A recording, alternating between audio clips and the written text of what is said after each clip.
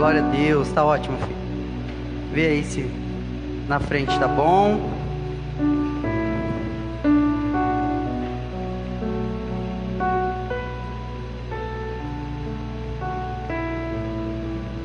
Obrigado. Deus abençoe todos vocês em nome de Jesus. Espero que todos estejam bem. Se não estiver bem, como sempre eu digo, vão sair daqui, mas não tem jeito, né? Você entra triste, mas a presença do Senhor nos inunda e é muito bom estar na presença. Hoje é dia das mulheres, que bênção, hein? Que Deus abençoe todas as mulheres em nome de Jesus. Esses dias eu estava conversando com... Eu acho que está um pouco alto, não? Tá beleza aí? Estava conversando com o pessoal e falando assim... A gente tem para estar na igreja, que nem aqui na quarta-feira e no domingo. E são 2 horas, vamos dizer assim, né? 2 horas na quarta e 2 horas no domingo. Esse momento em específico é um momento que você provavelmente, quando consegue, se desliga de tudo que você tem, deixa tudo para trás, para vir aqui com um único intuito, que é o quê? Louvar, adorar o Senhor, receber uma palavra da parte dele, ter a comunhão com os irmãos, relacionamento, amizade, cumplicidade. E eu sei que talvez fique difícil isso para uma igreja grande, mas uma igreja como a nossa, por exemplo, é totalmente possível a gente estreitar os laços de relacionamento. Sabe por quê? Porque nós, cada um de vocês que estão aí, vocês são filhos de Deus, são cooperadores do reino, são embaixadores de Cristo. Vocês de alguma forma são a ponte que Deus tem para alcançar o próximo. Assim como hoje a Lúcia falou aqui com os ânimos dela, com o coração dela cheio do que esse ministério de visitas viveu na primeira visita de uma pessoa desconhecida, e eles sentiram ali a presença, eles sentiram ali a glória de Deus e viram a ação, que foi o que ela disse. Aquela família estava orando por socorro. E eu quero perguntar para você, quantas vezes você já não clamou e já orou por socorro na sua vida? Eu acredito que não tem ninguém aqui, nenhuma pessoa que fala: pastor, nunca orei a Deus pedindo socorro em algo, nunca clamei a Deus pedindo alguma coisa para o Senhor. E eu sei que muitas dessas orações que você fez não foram respondidas. Qual é o sentimento que você teve quando essa oração não foi atendida? Não é ruim quando isso acontece? Mas nós não podemos questionar o Senhor. Ele faz o que Ele quer, como Ele quer, fazendo ou não fazendo, Ele é Deus. Nem aquele louvor que diz, né? Se ele der, Ele é Deus. Se não der, continua sendo Deus. E quando você orou, clamou, suplicou, e o seu pedido, ou o seu grito de socorro foi atendido, como você se sentiu? Amado. Fala: nossa, Deus ouviu a minha oração, atendeu o que eu estava pedindo, o que eu estava precisando. Deus viu a minha dor, Deus viu a minha necessidade e me socorreu. E na maioria das vezes, tirando casos de, por exemplo, doença, que se os remédios e os médicos não conseguem curar, que também são enviados do Senhor, é tudo um mover do Senhor, o resto veio através de alguma pessoa. Não importa se negócios, não importa se no relacionamento, não importa, de alguma forma o Senhor agiu usando alguém. E é isso que nós temos que entender e nos posicionar, que somos instrumentos de Deus. Sabe qual é o maior problema? O maior problema é que muitas vezes a gente se esquece do que Deus fez nas nossas vidas. Talvez hoje você esteja tendo uma atitude e fazendo algumas coisas, se esquecendo do que um dia Deus fez na sua vida. Porque uma coisa é fato, eu creio que de alguma forma você já teve um encontro com o Senhor. Porque se você não tivesse um encontro com o Senhor, você não teria o mínimo de interesse em estar aqui. E talvez você possa pensar assim: ah, mas realmente eu nem tenho interesse em estar aqui, eu só vim porque alguém me chamou, eu só vim porque tinha que vir, eu não tinha interesse em estar aqui. Então eu profetizo em nome de Jesus que você vai ter um encontro com o Senhor. Porque a partir do momento que você tem um encontro genuíno, verdadeiro, você começa a gerar amor. É impossível estar ligado na videira verdadeira, no pão vivo que desceu do céu, na fonte de água viva que jorra e não gerar fruto, não tem jeito. É impossível você estar ligado, plantado numa terra boa e não gerar fruto. Jesus disse: as árvores boas é impossível dar frutos ruins, e as árvores ruins é impossível dar frutos bons. Então hoje, pensando pelo lado que você já um dia recebeu algo do Senhor, um dia já foi alcançado pela graça e misericórdia de Deus, um dia você suplicou e o Senhor atendeu, eu gostaria muito que nesse momento você trouxesse ao seu coração esse sentimento. Ai pastor, mas faz tanto tempo que Deus fez uma coisa tão maravilhosa na minha vida. Não importa, eu gostaria muito que você guardasse esse momento e falasse assim: Senhor, muito obrigado por este momento que o Senhor já me privilegiou, me permitiu viver na Tua presença. Eu sei que não vivemos de milagre em milagre, e uma vez eu escutei alguém dizendo, e quero repetir, que a última coisa que eu quero é que Deus faça um milagre na sua vida. Como assim, pastor? Porque quando precisamos de um milagre, é porque essa área que precisamos de um milagre, ela não está bem. E eu gostaria muito que todos vocês hoje estivessem assim: pastor, a minha vida está estável em todas as áreas, financeira, no relacionamento, na família, na saúde, todas as áreas da minha vida estão ótimas, eu só tenho que glorificar a Deus. Amém, é isso que eu profetizo na sua vida, que você leve uma vida estável. Mas pastor, eu estou passando um momento difícil. Então vamos clamar ao Senhor por um milagre, porque Ele é um Deus que ouve e inclina os seus ouvidos para ouvir o nosso clamor. E eu sei que na hora certa e no tempo certo, o Senhor há de socorrer a você. O salmista diz: apressa-te, ó Deus, em me socorrer. E talvez você esteja precisando desse momento, mas hoje eu quero trazer algo ao seu coração em uma perspectiva totalmente diferente. Talvez você nunca tenha visto as coisas da maneira como você vai ver hoje. E assim, né, eu vou tentar. Eu espero que você preste bastante atenção. Hoje eu quero trazer uma perspectiva de José. E hoje eu vou ser o José. E eu vou contar a história de Jesus na narrativa de José. Quando José recebe uma notícia horrível. Mas é simples assim: um dia encontrei uma moça muito linda, ela tinha mais ou menos uns 14 anos, chamada Maria. E nós nos apaixonamos e eu decidi casar com ela.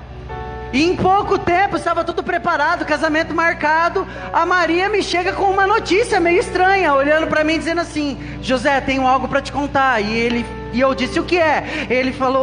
Ela falou: olha, eu estou grávida. Mas como assim você está grávida? Você é virgem, tem 14 anos. Sim, mas o Senhor apareceu num sonho e disse para mim que eu vou ficar grávida do Filho de Deus.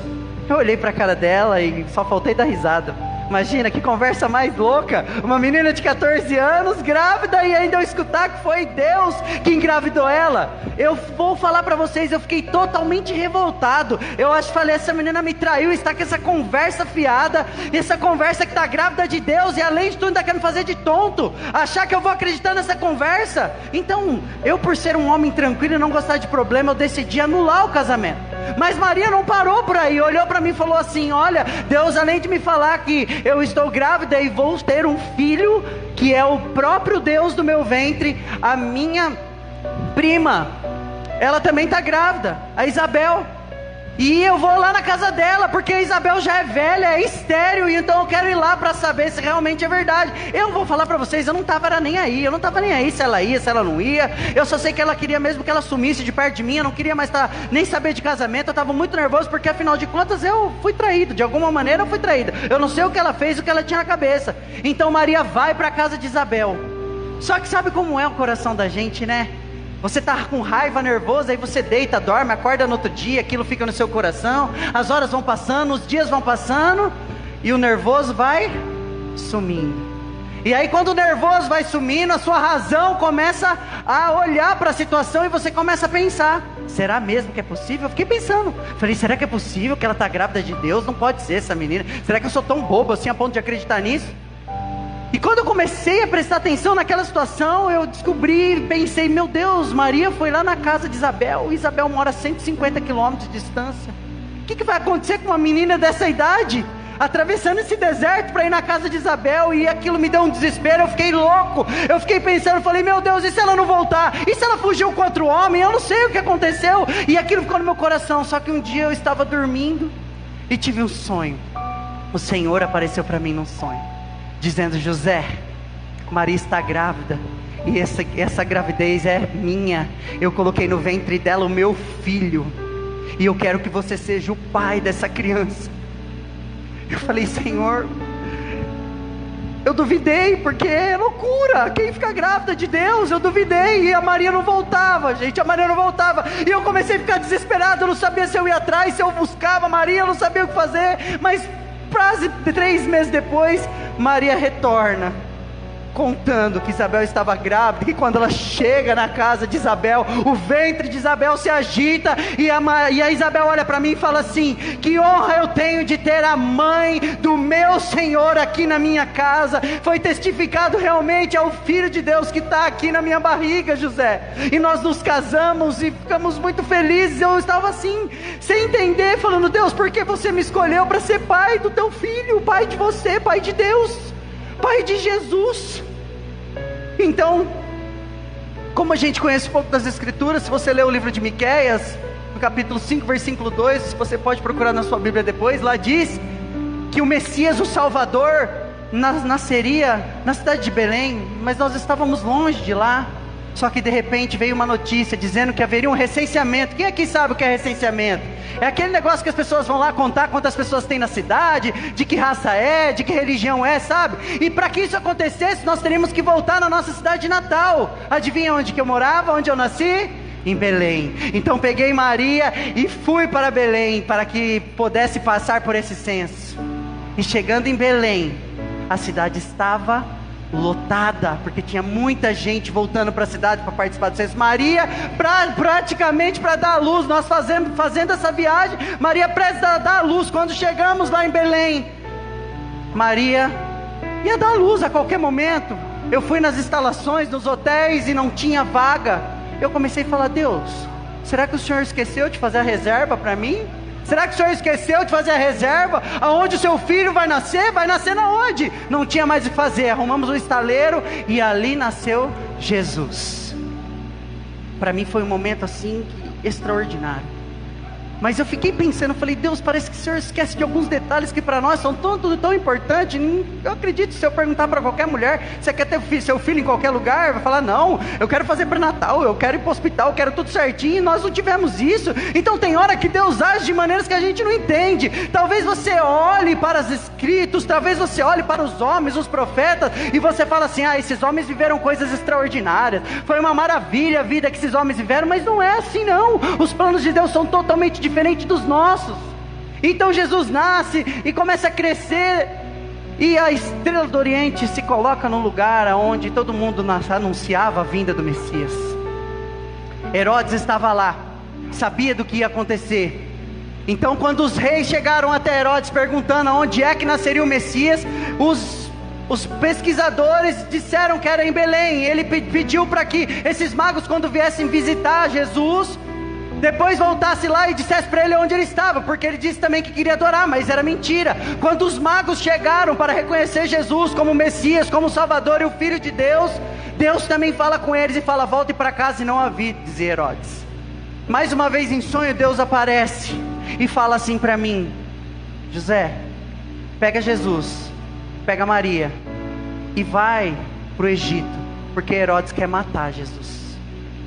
E aí talvez você possa pensar assim, nossa, mas daqui ali são 250 quilômetros mais ou menos no meio do deserto, levamos quase 30 dias para conseguir chegar lá. Vocês têm noção do que é você estar com uma criança de 1 ano e meio mais ou menos, e Maria, e a gente estava totalmente vulnerável, eu não sabia o que fazer. A gente olhava um para o outro e falava, nossa, é loucura isso, nasceu o Filho de Deus, aí agora a gente tem que caminhar no meio do deserto, 250 quilômetros, um perigo, um monte de ladrão, e a gente assim foi, e ficamos no Egito lá, até que um dia o Senhor aparece novamente em sonho e fala, pode voltar para casa, porque Herodes já morreu.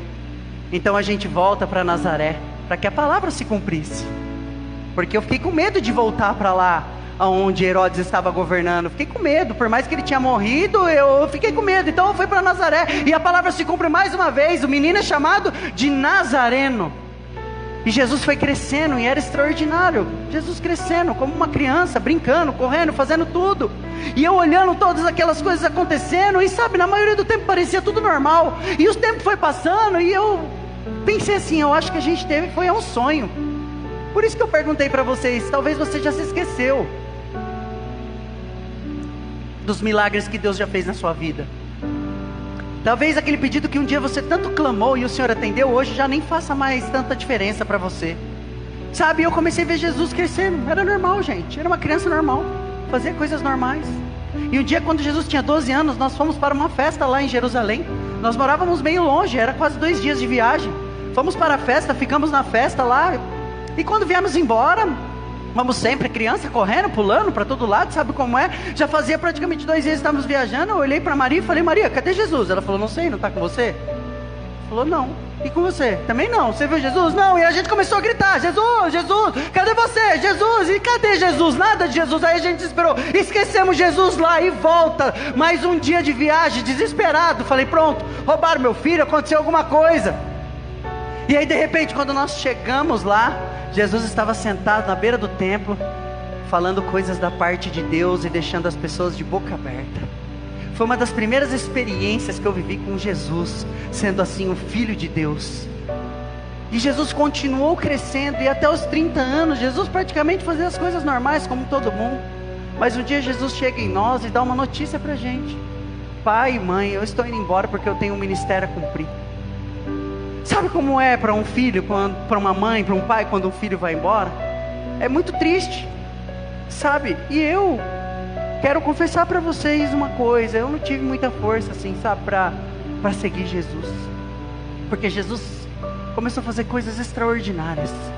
Jesus começou a chegar em pessoas que estavam doentes, enfermas, e começou a curar ela, coisas que a gente nunca tinha visto antes. E hoje, o meu testemunho como José é justamente sobre Maria, bendita entre todas as mulheres. Talvez quando tem um problema, alguma coisa na sua casa, geralmente é o seu marido que vai resolver. É assim que funciona, pelo menos é assim que tem que ser na prática. Eu confesso para vocês que eu não tive essa força aí, e Jesus saiu para fazer o que tinha que fazer, e Maria sempre estava atrás de Jesus, sempre estava nos lugares que Jesus estava. Eu confesso que eu não ia muito, eu ficava na minha casa, fazia as coisas que tinha para fazer no lar, tinha mais crianças para cuidar, e eu não fui, mas Maria ia. E até que um dia chegou uma notícia muito, muito triste, que Jesus tinha sido preso. Sabe, meu coração ficou despedaçado, eu vi Maria arrasada. Só que enquanto eu fiquei em casa chorando, Maria foi lá, junto com Jesus.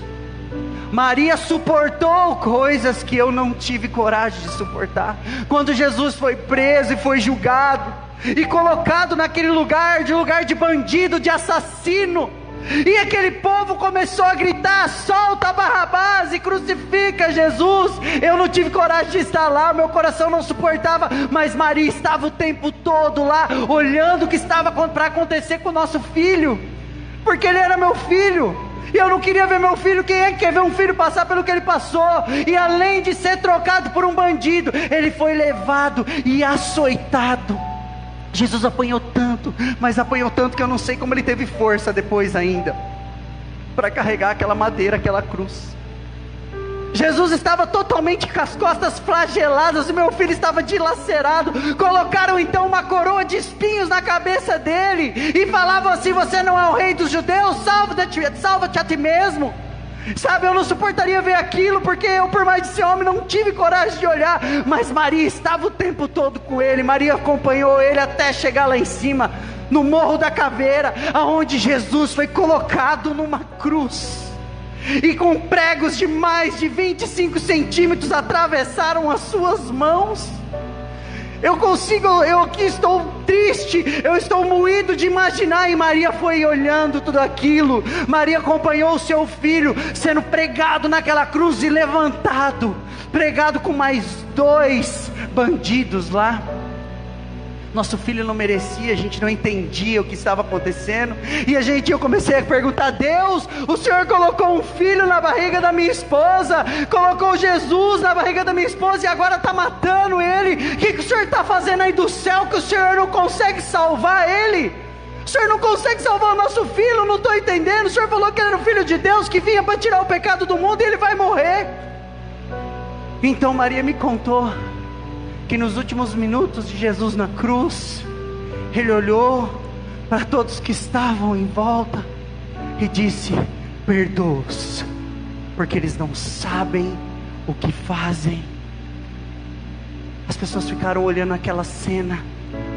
O véu se rompeu, o tempo fechou, e ele olhou e falou: Pai, na tua mão entrego o meu espírito, e morreu. Jesus desceu da cruz e foi colocado no colo de Maria. Você consegue imaginar o que Maria passou? Você consegue imaginar o que aquela mulher sentiu de pegar o filho dela, o filho que o próprio Deus colocou no ventre dela, lá moído, machucado, destruído, arrebentado, ainda furaram aqui dele com uma lança. Maria olhando aquilo com os próprios olhos, ainda foi cuidar do filho, limpar o filho para colocar ele dentro do túmulo. Você consegue imaginar que dor essa mulher sentiu? E assim ela foi até o final. Então Jesus foi colocado dentro de um sepulcro. Maria volta para casa, chorando muito, desesperada. Eu não tinha forças nem para falar nenhum tipo de palavra para poder, eu não tinha o que falar. Eu estava pior do que ela, eu estava destruído. Eu não consegui nem ajudar ela, nem segurar no ombro dela. Eu pelo menos poderia ter ido lá e ficado do lado dela e falado: esposa, eu estou aqui, mas eu não consegui. Mas Deus fez Jesus ressuscitar ao terceiro dia. E Jesus, quando ressuscita, Maria estava lá para ver Jesus ressurreto. O nosso filho querido não tinha morrido, ele ressurgiu dentre os mortos. Aquele dia os sepulcros se abriram e pessoas ressuscitaram. Quando Jesus ressuscita, se você sabe, se isso já passou despercebido, mas quando Jesus ressuscitou, os mortos que estavam no cemitério também ressuscitaram aquele dia. Foi um caos geral, as pessoas ficaram apavoradas de ver pessoas que já tinham morrido há tanto tempo sendo ressuscitadas. Então Jesus começa a fazer aparições e andar com os discípulos, porque até então Jesus já tinha arrastado uma multidão de pessoas. As pessoas começaram a crer e se converter de todo o coração. Então chega um dia que o nosso filho amado, Jesus, que nós carregamos no colo tantas vezes distantes, o filho que a gente acabou esquecendo, um dia então Jesus é levado aos céus, dizendo: eu preciso ir para que o Pai vos envie outro Consolador.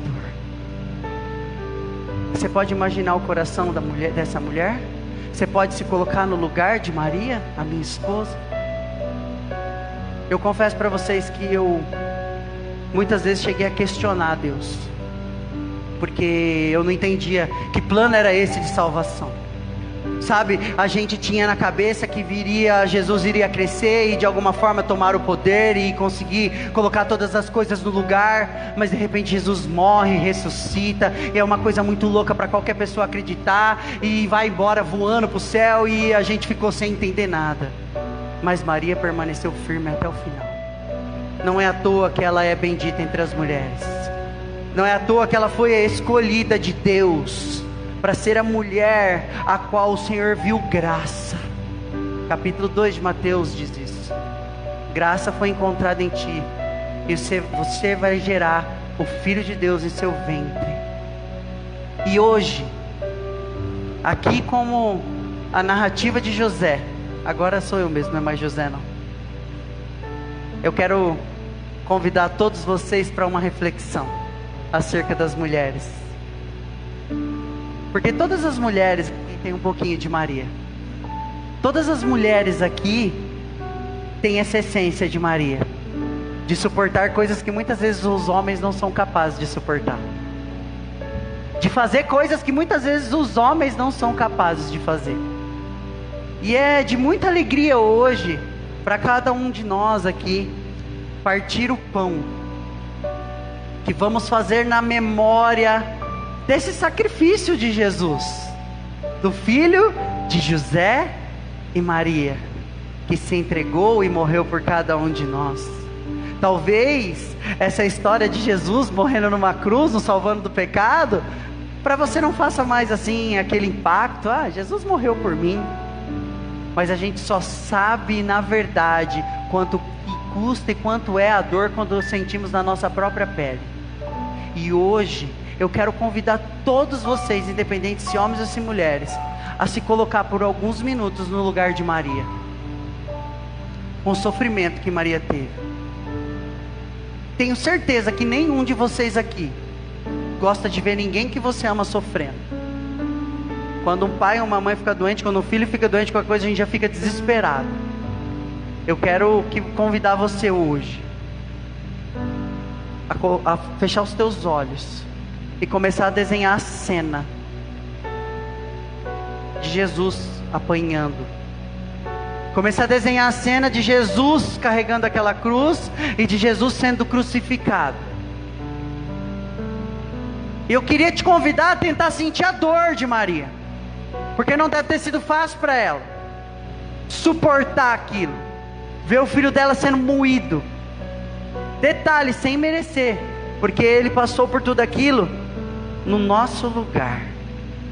Era para mim, era para você estar no lugar de Jesus, apanhando daquele jeito, sendo levado até a cruz e sendo crucificado por pecado, porque nós temos o pecado e Jesus não era pecador, só que se fez pecado em nosso lugar, levou sobre si todas as nossas transgressões, as nossas enfermidades, e pelas suas pisaduras fomos sarados. Se você começar a vislumbrar esse momento que Maria passou, com esse processo de Jesus sendo julgado, apanhando, sendo cuspido, sendo envergonhado, sendo crucificado, você vai ver que os teus problemas na verdade nem são problemas de fato. E se você conseguir se colocar no lugar de Maria apenas um pouquinho, na hora que ela encontra com Jesus ressurreto, você vai começar a entender o que realmente é o amor de Deus. Porque esse amor é um amor ágape, é um amor incondicional, que o Senhor quer que tenhamos em nosso coração.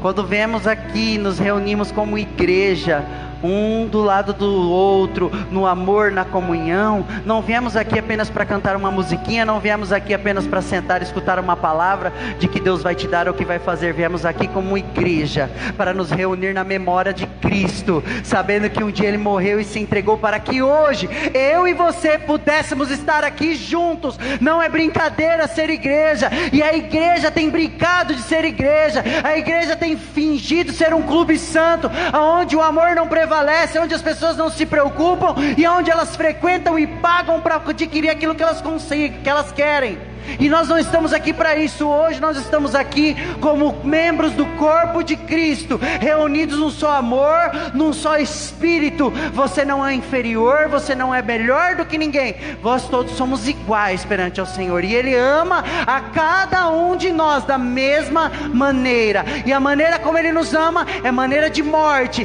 Foi derramando o seu sangue naquela cruz, para que nós hoje pudéssemos estar em júbilo e alegria aqui, para partir o pão em memória dele.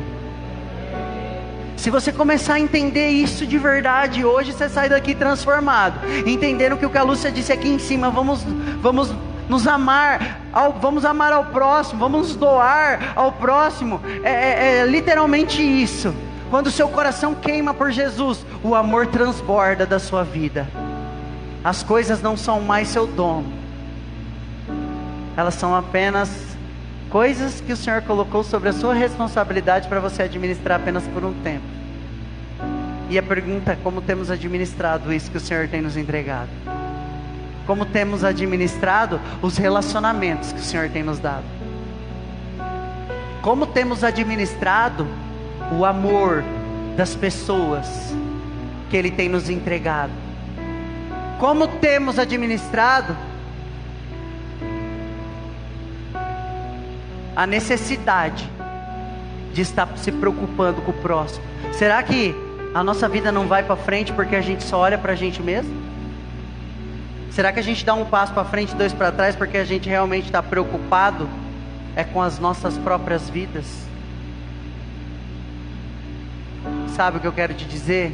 Que quando você começa a olhar para o Senhor, quando você começa a entender o amor de Deus, quando você começa a amar o próximo, Deus cuida das suas coisas. Você não vai mais precisar ficar clamando e pedindo. Eu sei que é prepotência dizer isso, miserável pecador que eu sou, mas um dia, eu e minha família, nós decidimos viver um pouco disso. E a gente luta todos os dias para conseguir viver isso, sabe? E antes da gente escolher isso para a nossa vida, nós não vivíamos, a gente sobrevivia. Sabe, tudo era muito difícil em todas as áreas. No relacionamento que eu tinha com ela, na parte financeira, em todas as áreas era muito difícil. Tudo que eu fazia parecia que não dava certo, tudo que eu tentava parecia que não acontecia. Mas chegou um dia que eu falei: Senhor, eu não aguento mais. Não dá mais para sobreviver, não dá mais para ficar se rastejando. Eu preciso, Senhor, me colocar de pé de alguma forma. Eu preciso viver um novo de Ti, eu não consigo mais. E desse momento em diante nós entregamos a nossa vida nas mãos do Senhor e falamos: Senhor, faz de mim um vaso novo, faz de mim o que você quiser. Ele falou então, como Ele disse para Pedro: então, apacenta as minhas ovelhas. Eu confesso para vocês que, de imediato eu falei: meu Deus, o que é apacentar a ovelha? Eu vou cuidar do quê? Eu não cuido nem da minha própria vida. Mas quando a gente entende que as coisas estão na mão do Senhor, quando a gente coloca o controle na mão dEle, as coisas simplesmente acontecem de uma maneira que a gente não imagina. Simplesmente acontece. E eu gostaria muito que todos vocês vivessem isso. Eu gostaria muito que todos vocês conseguissem realmente colocar na mão do Senhor todas as coisas. O problema é que a gente coloca as coisas na mão de Deus, e quando as coisas vão saindo fora daquilo que a gente quer, a gente tira da mão do Senhor e faz a gente. Aí não dá certo, a gente fala: Deus, o Senhor não me ajudou. A gente precisa aprender a ter fé e confiar que a vontade e os planos dele são perfeitos. Pode não ser da maneira como nós gostaríamos de fazer, mas são perfeitos. E é esse tipo de fé que o Senhor está buscando em cada um de nós. Em João capítulo 4 diz que o Pai procura verdadeiros que o adorem quê? Em espírito e em verdade. O Senhor não procura verdadeiros frequentadores de igreja, Ele não procura verdadeiros pessoas que falem bem, Ele procura verdadeiros adoradores. Quando a gente adora em espírito e em verdade, a gente começa a ficar sensível a ouvir a voz de Deus. Quantas vezes na minha vida eu não errei e vou errar tentando acertar? Sabe, eu sei que é até difícil falar isso, mas de um tempo para cá, eu simplesmente só tenho agradecido ao Senhor. Eu me prostro para orar, e as minhas orações são por pessoas e para agradecer. Eu tenho até vergonha de pedir para Deus, porque Ele tem feito infinitamente mais do que eu peço ou do que eu penso.